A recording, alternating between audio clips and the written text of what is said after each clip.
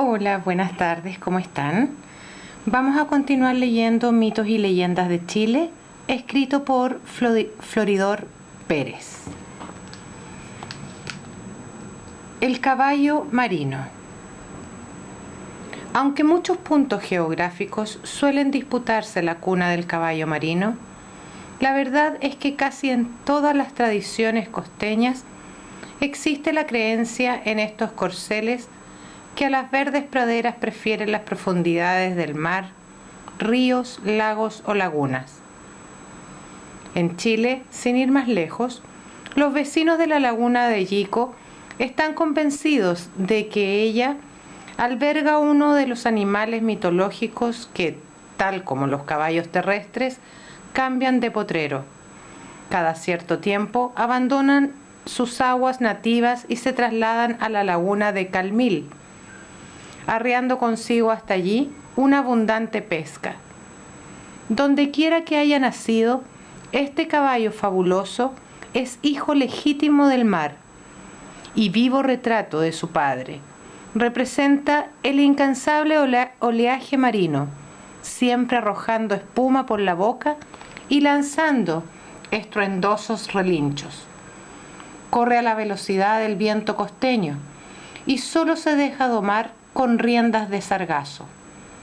Es así como habrán logrado montarlo los primeros brujos de Chiloé, que desde entonces lo usan para trasladarse de una isla a otra, ya sea para meter sus fechorías, asistir a sus aquelarres, asambleas de brujos, o simplemente para abordar el caleuche en alta mar. Según testimonio de quienes lo han visto, tiene la altura de un quincho, cerco de estacas, y tan largo que sobre su lomo puede llevar cómodamente un cabildo completo. Cabildo significa comisión de 13 miembros creado por los misioneros jesuitas para atraer a la religión católica a los indígenas de Chiloé. Una de sus tareas era organizar la fiesta anual de la parroquia del lugar. El basilisco, especie cosmopolita de la fauna mitológica chilena. El basilisco fue conocido por los antiguos griegos, de cuya lengua proviene su nombre, que significa reyezuelo, pequeño rey. Eso dice el diccionario de la Real Academia de la Lengua, que lo define como animal fabuloso al que se atribuía la propiedad de matar con la vista. Ya en la Biblia, David y Salomón lo citan como una serpiente venenosa. Plinio, el Viejo, historiador romano que murió durante la erupción que destruyó a Pompeya, lo describe como serpiente con una especie de corona en la cabeza, aunque a los cochalhuinos les pareció siempre una simple cresta de gallo. Así lo dice en 1910 el chileno Julio Vicuña Cifuentes, en sus mitos y supersticiones, cuyas informaciones coinciden bastante con las del Manual de Zoología Fantástica, escrito en 1957 del gran escritor argentino Jorge Luis Borges. El basilisco, al menos en la forma que la especie evolucionó en la mitología chilena, nace de un pequeño huevo redondo que pone un gallo muy viejo, según decían en Chillán, o cuando cumple 7 años, como aseguraban en Curicó. En su Diccionario de la Lengua y de la Cultura de Chiloé, 1994, Renato Cárdenas dice que puede ser puesto por una gallina vieja o un gallo colorado. A diferencia de otros monstruos temibles, el basilisco se esconde debajo de las casas o en cuevas, desde donde solo asoma la cabeza. Una sabia precaución, pues si le basta una mirada para matar a su víctima. También una sola mirada de ésta lo mataría. Este poder de matar y morir por la mirada es usado como defensa por quienes temen cruzarse con él. Llevan un espejo en la mano, que devolvería al basilisco su propia mirada, causándole una muerte instantánea. Porque no es raro que en este raro animal,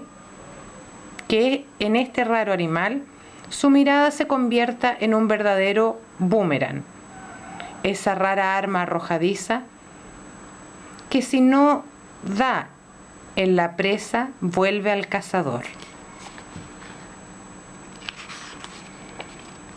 El chupacabras, una moderna clonación del piguchen.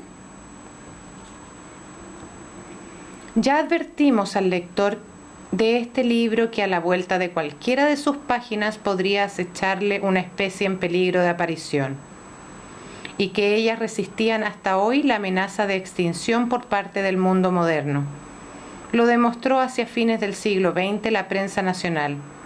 En efecto, diariamente informaba de una misteriosa mortandad en gallineros o rebaños de cabras y ovejas, las que aparecían muertas pero enteras, sin otra señal que habérseles chupado la sangre.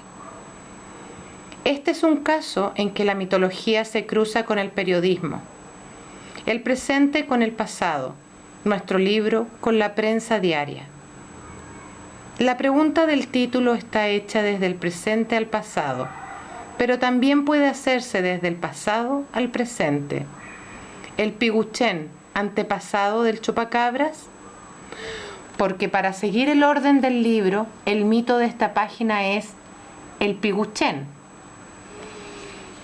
Aunque nadie lo ha visto, se da por hecho que el piguchen comparte dos atributos que parecen propios de los seres infernales: la perversión y la fealdad. En Talagante, por ejemplo, aseguran que es una culebra que, de puro vieja y ya aburrida de vivir, se transforma en una especie de rana gigante, cubierta por un finísimo plumaje y con alas tan cortas y anchas que solo permiten cortos vuelos. Posee patas gruesas y unos espantables ojos saltones. En Coinco agregan un elemento práctico para la operación anterior. Su cabeza termina en un pico largo y delgado. En Bichuquén lo pintan como una culebra con alas perfectamente emplumadas. En Coihueco le asignan ciertos gustos exclusivos, prefiere las ovejas negras. Pero es en Melipilla donde dan la clave para comprender el nombre con que la prensa ha bautizado su reaparición. Dicen que se alimenta de la sangre que chupa a las cabras y ovejas.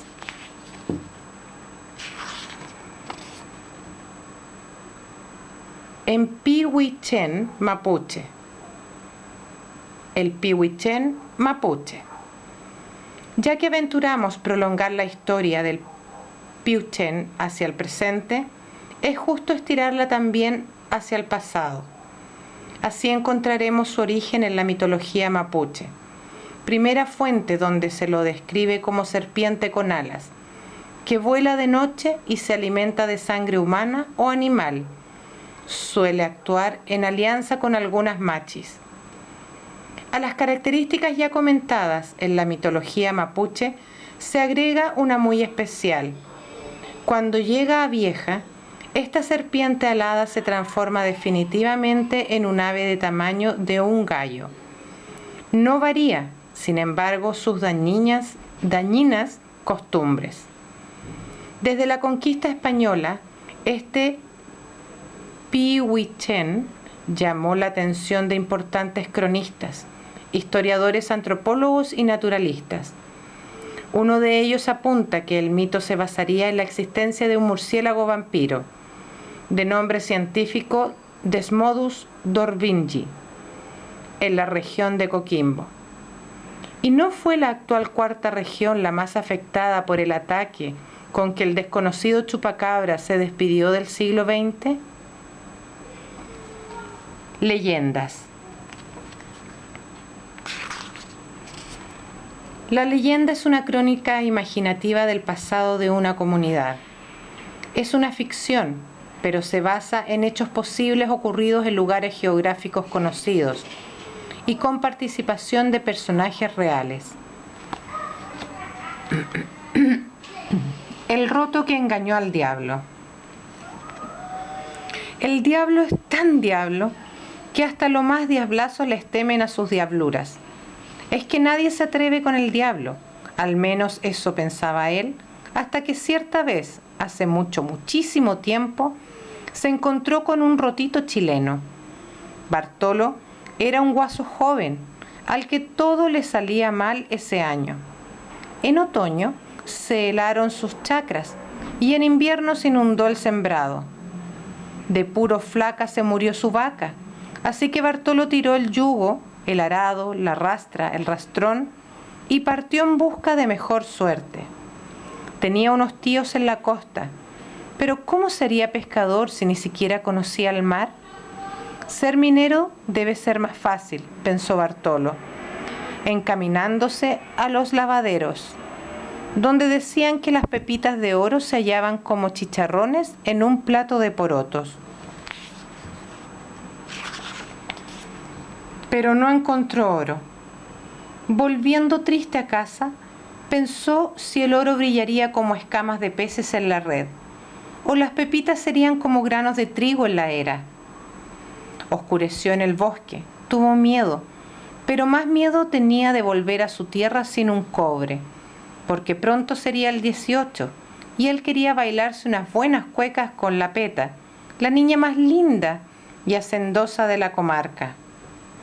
Entonces recordó que su abuelo le había contado de qué manera se había hecho rico un patrón suyo. «Más que hago pacto con el diablo», exclamó Bartolo y los pelos se le pararon de susto. Sacando fuerzas de flaqueza, tomó aliento y llamó 3 veces al Patas de Hilo. Un relámpago abrió de par en par las puertas del cielo, y por la tierra rodaron todos los ruidos del bosque. Entonces lo vio, de pera y bigote y rabo, de chispas por los ojos y una risa del demonio. Lo vio. Allí se estuvieron Bartolo y el diablo hablando de negocios, de venderle su alma al diablo. No tenía más que vender el guaso Bartolo. 100.000 pesos le pidió por su alma, pensando que si volvía en esa fecha, la Peta no daría un centavo por él. Le pareció un buen precio al diablo. Se los dio.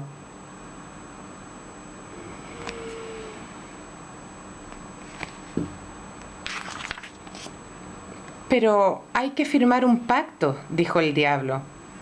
«¿Cuándo querís que te lleve?» «Hoy mismo», respondió Bartolo, haciéndose el de las chacras. Se extrañó mucho el demonio, pues todos le pedían años y años para gozar la vida. Por fin acordaron que vendría a buscarlo mañana. El malo le pinchó el dedo del corazón al guaso y con su misma sangre escribió: «Bartolo Lara, no te llevaré hoy, pero te llevo mañana». En cuanto el rotito firmó el pacto, el diablo lo guardó y desapareció en una explosión de fuego, humo y olor de azufre. No hay para qué decir cómo llegó al campo Bartolo, en caballo chileno, montura corralera, espuelas de plata y poncho multicolor. Un mozo reaba un novillo para el asado y otro venía en carreta con una tremenda pipa y un baúl de regalos para Peta. Se les hizo corto el día para la fiesta, pero apenas anocheció, Bartolo montó a caballo y partió a su cita. El diablo lo saludó con su risa endemoniada. «Muy bien», le dijo, «harto gozaste. Ahora te llevo al infierno». «¿Cómo que te llevo?», dijo irónico Bartolo. «Tan diablo que es y no sabe leer». De mala gana el diablo sacó el pacto y leyó: «Bartolo Lara, no te llevaré hoy, pero te llevo mañana». «Es verdad», dijo, «la cosa es mañana». «Así es», asintió Bartolo, «pero déjeme otros 100.000 por el viaje y la puntualidad». El malo se los dio. «Mañana te espero», dijo al pasárselos. «Mañana volveré», aseguró el guaso. Y dicen que el diablo volvió ese día y al otro y al siguiente, pero siempre Bartolo lo hacía leer el pacto. «Bartolo Lara, No te llevaré hoy, pero te llevo mañana. Me hiciste leso, le gritó un día, ya cansado, el diablo, y las chispas de sus ojos encendieron el azufre, que es el alimento preferido del demonio, y estalló. Ardió como los fuegos artificiales que Bartolo encendió en la ramada, ese 18 bailando con la peta. Los nietos de sus nietos cuentan ahora que Bartolo no trató más con el malo, hizo pacto con la tierra, y ella le dio siempre rocío de plata y espigas de oro, que son la fortuna de los campesinos. Pero cuando a medianoche aúllan lastimeramente los perros, los ancianos aseguran que es el diablo que todavía ronda la casa del rotopillo que lo engañó. La añañuca. Al que ha visto florecer el jardín le falta una maravilla: ver florecer el desierto. El fenómeno se llama desierto florido y se produce ciertos años en que unas cuantas lluvias permiten la aparición de flores multicolores. Pero ni eso exige la añañuca, que con solo el riego de una densa neblina enciende aquí y allá sus luces rojas, como diciéndole alto al desierto que ya la atropella. Cuenta la tradición que esta flor nació de la noche a la mañana, para volver a ese día que hay que retroceder al tiempo de la conquista española, y más aún al tiempo de la dominación inca. Y hay que ir por valles y cerros del norte hasta encontrar ese poblado en que vivía una hermosa joven, la flor del lugar, Añañuca, admirada públicamente y envidiada o amada en secreto. Ella correspondía entregando su amistad a todos, su amor a ninguno, hasta que un día pasó por el poblado un joven cateador, buen mozo y alegre. Es decir, él pensaba pasar por allí, pero al conocer a la joven creyó encontrar lo que buscaba y se quedó. Ella también creyó que había llegado lo que esperaba y le entregó su corazón de oro. Y como en los cuentos, fueron muy felices, pero no por mucho tiempo. Porque un día el minero tuvo un sueño, dicen unos, o un dato, dicen otros, o encontró un nido de alicanto, digo yo, y partió tras ese derrotero. Añañuca soñó primero verlo volver cargado de piedras de fina ley. Después imaginó que volvía para llevársela a tierras lejanas. Por último, lo creyó víctima de un rodado y solo deseaba curar sus heridas. Pero no volvió rico, ni pobre, ni herido. Se lo tragó la tierra. Añañuca no vivió muchos años, como en los cuentos. Se murió pronto de una enfermedad bien conocida por las machis indígenas, las meicas campesinas y los doctores de la gran ciudad. El cielo se pobló de nubes a la hora de su muerte y llovía cuando la enterraron. Al día siguiente, el sol volvió a ocupar su lugar en el cielo nortino y la tumba de la hermosa joven que murió de amor se cubrió de flores rojas. La verdad es que todo el valle desteñido, los cerros pardos, se teñían de esa flor del norte. La llamaron Añañuca. Yacolén. El origen del nombre de esta laguna de Concepción se sumerge en la época de la conquista de Chile, más exactamente la llegada del gobernador García Hurtado de Mendoza, que reemplaza a don Pedro de Valdivia. Venían en el séquito de don García algunos jóvenes oficiales con experiencia en la corte española, lo que significa que eran tan diestros en lides de espada como en lances de amor. El más famoso, pero no el único, era don Alonso de Ercilla y Zúñiga. Este poeta soldado contaría la heroica vida militar de Galvarino, pero su vida familiar pertenece a la leyenda.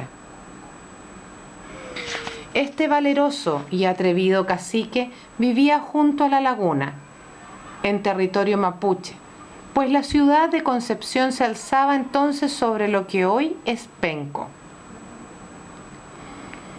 Es posible que Galvarino fuera, en tiempo de paz, un afectuoso hombre de familia, como sugiere su verdadero nombre, Calguarengo, que ensalza las propiedades medicinales del maíz, en contraste con el sentido guerrero de la mayoría de los nombres mapuches. Si es así, no es raro que sintiera gran amor por su hija Yacolén, para quien había concertado un matrimonio digno con Millantú, el fornido hijo del cacique Lonco. Siguiendo la costumbre de su raza, Yacolén bajaba de madrugada a la laguna a bañarse y trenzarse su larga cabellera.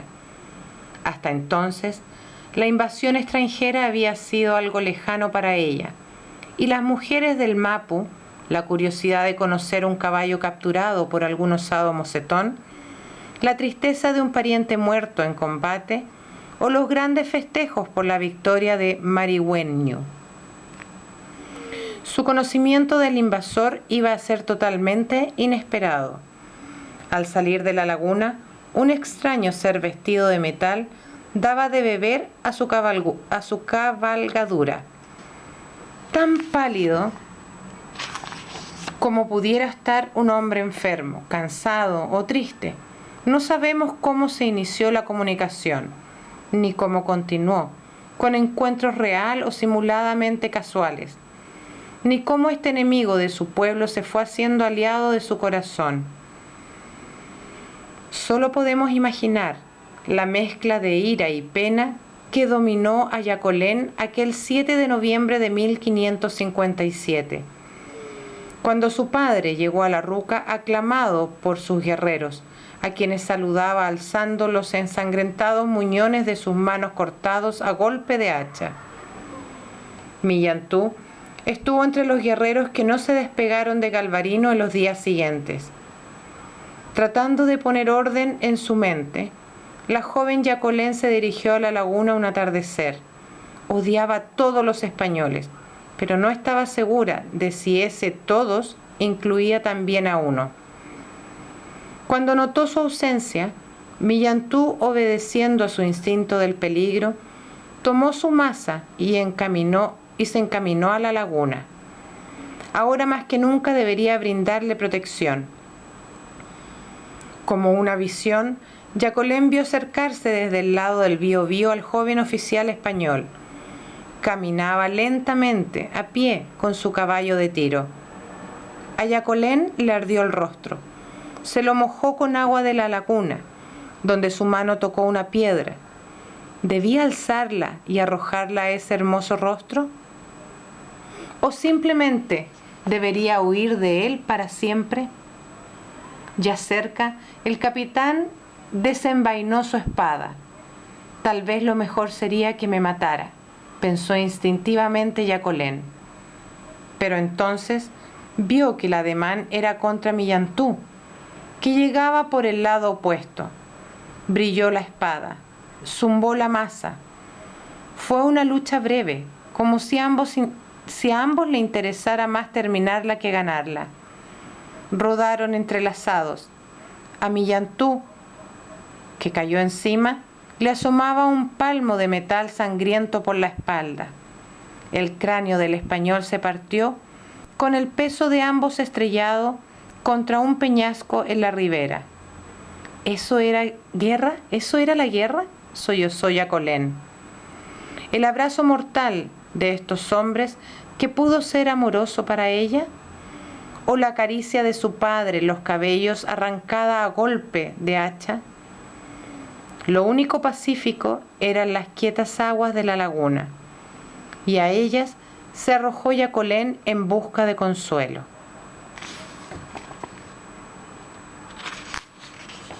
Juan Soldado.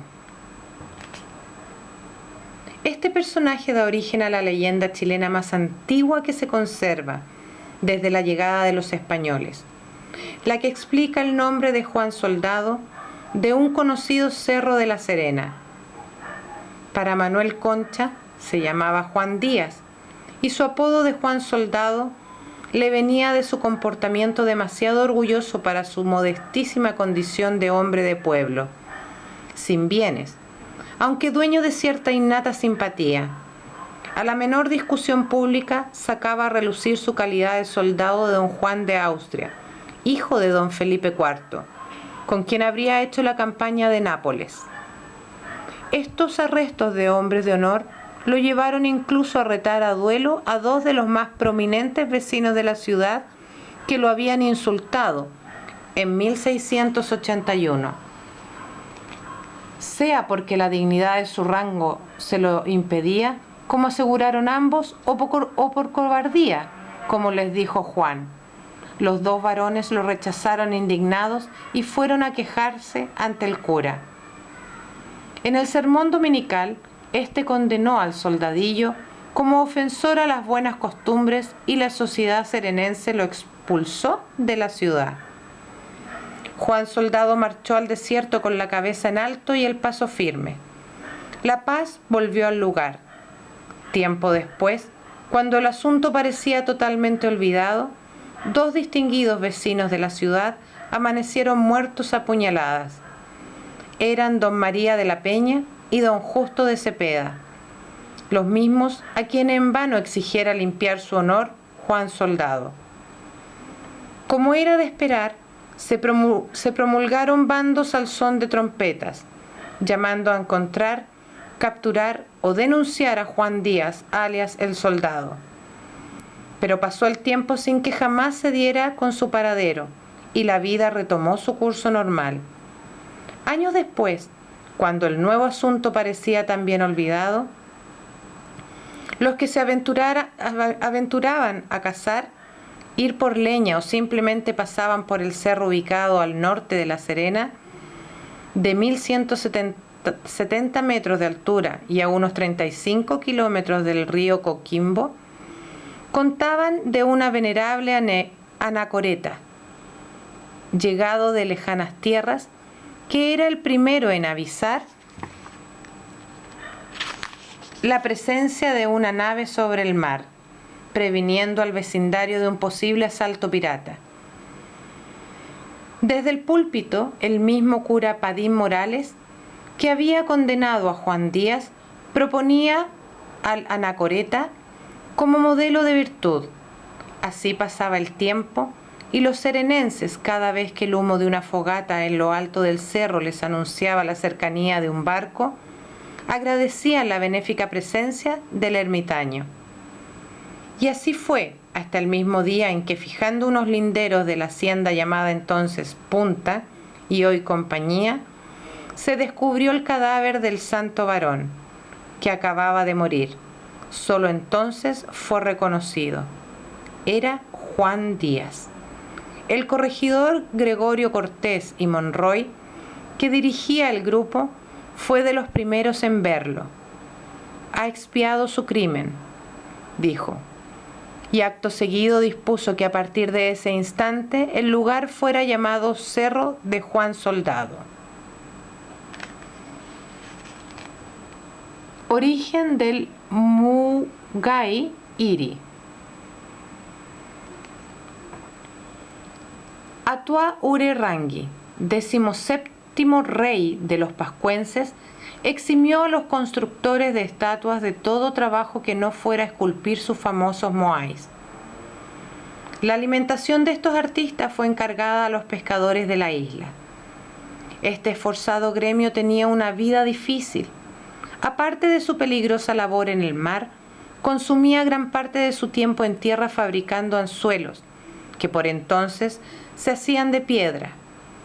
Era un largo trabajo detallado y pulimentado hasta alcanzar la forma adecuada. Por muy diestros que fueran en la fabricación de anzuelos o en su uso, los pescadores debían lamentar que un alto porcentaje de peces lograra soltarse de una vez mordido el anzuelo.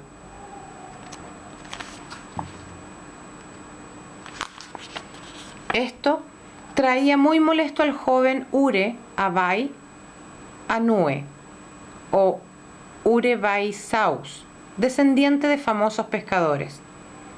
Una noche, mientras invocaba a Dios Meakai, se le apareció el espíritu del anciano pescador Tiracoca, quien le explicó que los fracasos en la pesca se debían a la mala calidad de los anzuelos. «Ve a la cueva donde sepultaste el cadáver de tu padre», le dijo, «y toma un trozo del muslo. Con él harás un anzuelo de punta barbada».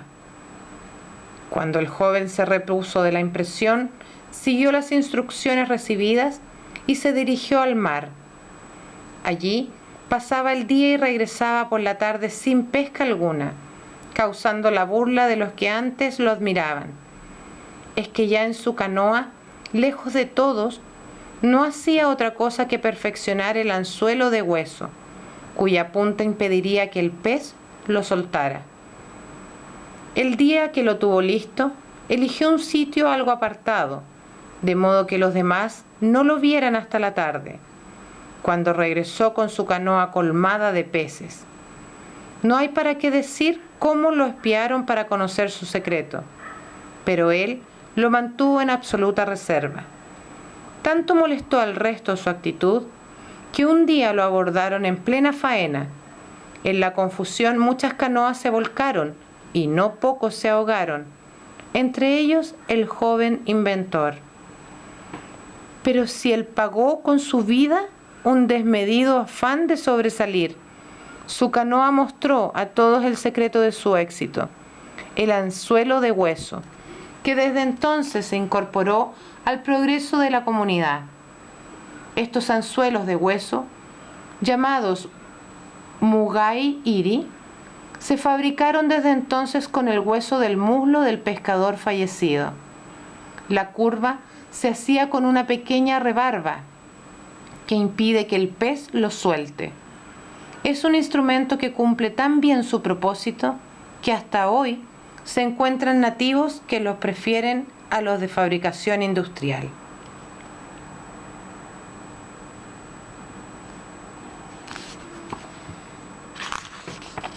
La Virgen y el labrador. En tiempos del rey Herodes, cuando sus soldados perseguían a todas las guaguas de meses en busca del niño nacido en Belén, iba por los caminos una sencilla mujer con su hijito en brazos. Pasó junto a un campo recién arado, donde un campesino esparcía grano. «¿Qué siembra, hermano?», preguntó la viajera, como suelen ser los caminantes para crear una relación cordial. «Piedras», contestó de mal humor el campesino. Siguió la mujer con su hijo en brazos, apresurando la marcha como le aconsejaba la posible cercanía de los soldados de Herodes que venía tras ella. En eso pasó junto a otro campo, en el que también un labrador se encontraba sembrando. «¿Qué siembra, hermano?», repitió. «Trigo, señora», respondió el hombre, quitándose el sombrero de paja en un gesto de respeto.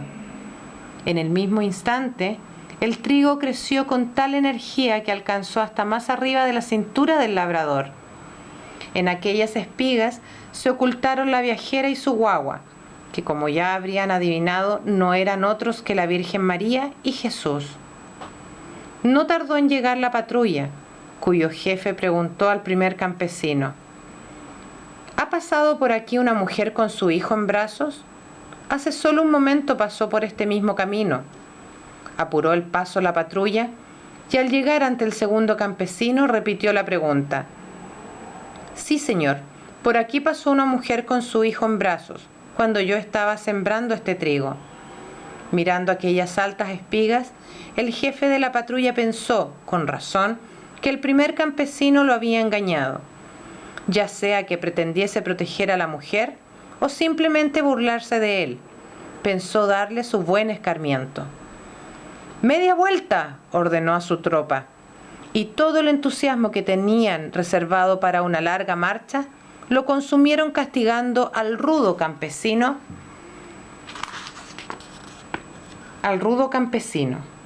Este, que antes no había sido capaz de comprender la amable intención de la Virgen, menos comprendía ahora la inamistosa conducta de los soldados. Y como en el campo cada acción rinde a su debido tiempo el fruto merecido, al llegar la cosecha, donde dijo haber sembrado piedras, el pobre hombre solo piedras cosechó. Entretanto, a su vecino le faltaban manos para recoger sacos para guardar el abundante fruto de su trigal. Don Javier de la Rosa y el mulato Taguada. Si abundan las leyendas de la historia y de la geografía de Chile, de su flora y su fauna, el duelo entre los dos payadores más famosos debe considerarse la primera leyenda de la literatura nacional. Gesta máxima del arte popular chileno, la llama Antonio Acevedo Hernández. La paya es una composición en verso que los payadores van improvisando al compás de la guitarra o el guitarrón. Los más famosos payadores chilenos de todos los tiempos son don Javier de la Rosa y el mulato Taguada, apodado también el Maulino. Era este un típico poeta popular, originario al parecer de la zona de San Vicente de Tagua Tagua, que no sabía leer ni escribir, pero dominaba la tradición oral. Don Javier de la Rosa, en cambio, era un caballero muy letrado, dueño de algunas tierras, que se había hecho payador por su afición a las fiestas, las carreras de caballo y las fondas o chinganas, donde lucía su hábil manejo del guitarrón. Cada uno había vencido por su lado a cuanto payador veterano o principiante se le había enfrentado. Cada cual tenía su legión de admiradores que lo consideraba invencible, pero jamás se habían visto el uno al otro. La oportunidad de un duelo entre ambos se esperó por años, y la ocasión se produjo hacia 1830, en alguna fonda de las cercanías de Tagua Tagua, como se puede deducir del texto. Es fácil imaginar allí al mulato Taguada arrimado al mostrador como un lugareño más, según se desprende del aire de superioridad con quien comienza a payar don Javier de la Rosa. ¿Quién es ese payador que para tan a lo oscuro tráiganmelo para acá? Lo pondré en su lugar seguro. Taguada responde: ¿y ese payador quién es que paya tan a lo lejos? Si se acerca para acá, le plantaré el aparejo. La paya ha comenzado, y el duelo que no podrá terminar hasta que se sepa de una vez y para siempre quién es, quién será y quién ha sido el mejor payador chileno. Vamos a continuar con estas payas en el próximo capítulo. Muchas gracias, amiguitos. Chao, chao.